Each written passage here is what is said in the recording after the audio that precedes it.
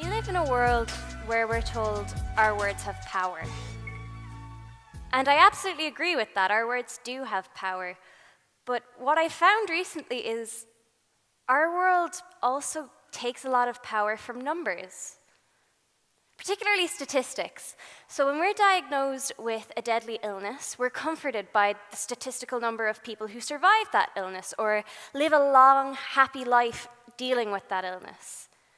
When we're diagnosed with a disability or a condition, we're often told we're one in a number. In my case, when I was 14 years old, I was told I was 1 in 65. 1 in 65 people who have autism spectrum disorder diagnosis. While the labeling of it was new to me, I knew I was different from the minute I started preschool. Not in a good way, not in a bad way, I just knew my brain didn't seem to process things the way other people's did. Shortly after my diagnosis, I started diving into loads of different research and learning how my brain worked, why my brain worked that way, what other people feel like when they have autism, what challenges we all face. And very shortly after, I decided I was going to start developing apps specifically for people with autism. And I emphasize that phrasing because I stopped using that phrasing about 6 months ago. I no longer design apps specifically for people with autism. I design apps for people,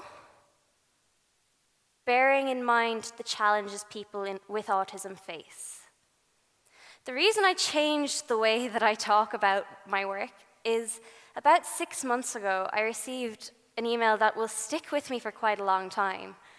It was a person who is not on the autism spectrum who reached out and said, "Hello, I am not an autistic person, but I really struggle with eye contact.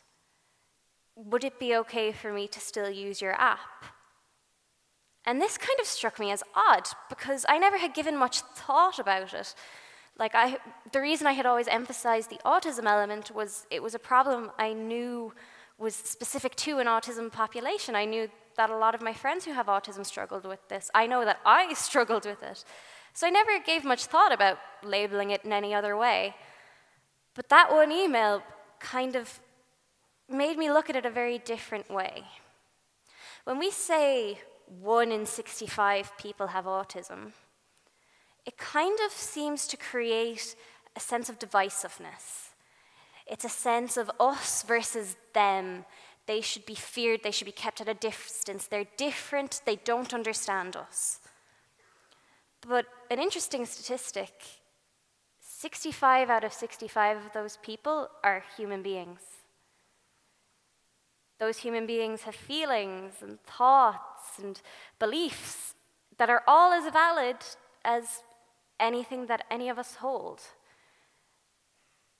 While these labels are absolutely essential in some cases, without these labels, we've no way to decipher who needs what supports. Using them needlessly in certain contexts just creates discrimination.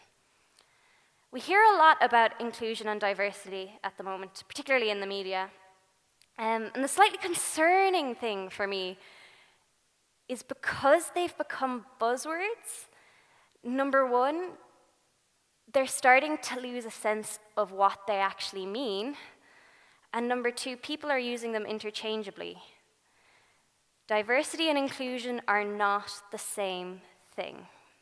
The best way I've heard it described, I read it described on the internet, was diversity is receiving an invitation to a party.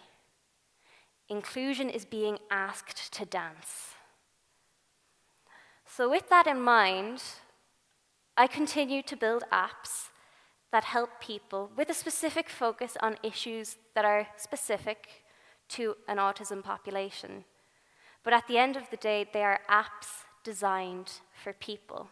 And this is a crucial element that we all need to remember in technology. When we're designing something, when we're developing something, even though we will have a target user base, it's not always vital that we stress that target user base in our tagline or in our product name.